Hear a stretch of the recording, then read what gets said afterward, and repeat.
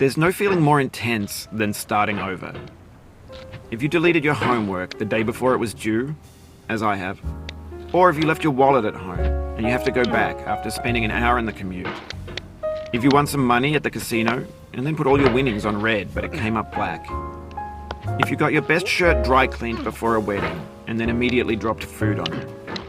If you won an argument with a friend and then later discovered that they just returned to their original view. Starting over is harder than starting up. If you're not ready for that, like if you've already had a bad day, then what you're about to go through might be too much. Feel free to go away and come back. I'll be here. Alright, thanks for coming with me on this trip. I'll understand if you have to take a break at any point. Just find a safe place to stop and quit the game. Don't worry, I'll save your progress, always, even your mistakes. This game is a homage to a free game that came out in 2002, titled Sexy Hiking. The author of that game was Jazzuo, a mysterious Czech designer who was known at the time as the father of B games. And B games are rough assemblages of found objects. Designers slap them together very quickly and freely, and they're often too rough and unfriendly to gain much of a following. They're built more for the joy of building them than as polished products. In a certain way, Sexy Hiking is the perfect embodiment of a B game. It's built almost entirely out of found and recycled parts, and it's one of the most unusual and unfriendly games of its time. In it, your task is simply to drag yourself up a mountain with a hammer. And that act of climbing, in the digital world or in real life, has certain essential properties that give the game its flavor.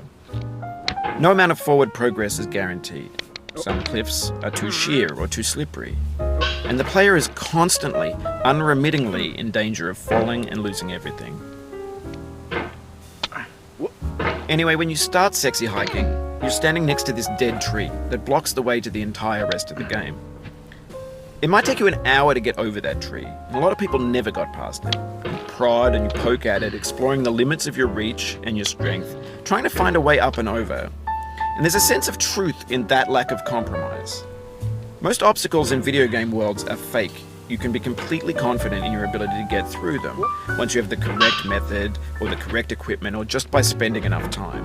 In that sense, every pixelated obstacle in Sexy Hiking is real. The obstacles in Sexy Hiking are unyielding, and that makes the game uniquely frustrating. But I'm not sure Jazzuo intended to make a frustrating game. The frustration is just essential to the act of climbing, and it's authentic to the process of building a game about climbing. A funny thing happened to me as I was building this mountain. I'd have an idea for a new obstacle, and I'd build it, test it, and it would usually turn out to be unreasonably hard. But I couldn't bring myself to make it easier. It already felt like my inability to get past the new obstacle was my fault, as a player rather than as a builder. Imaginary mountains build themselves from our efforts to climb them, and it's our repeated attempts to reach the summit that turns those mountains into something real. When you're building a video game world, you're building with ideas, and that can be like working with quickset cement. You mold your ideas into a certain shape that can be played with, and in the process of playing with them, they begin to harden and set until they're immutable, like rock. And at that point, you can't change the world. Not without breaking it into pieces and starting fresh with new ideas.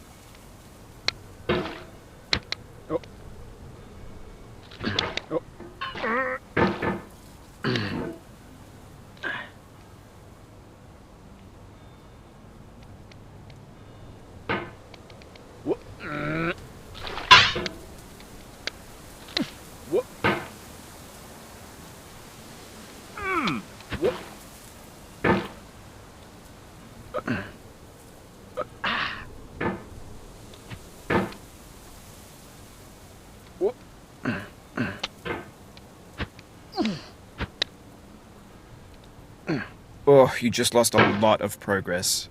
That's a deep frustration, a real punch in the gut.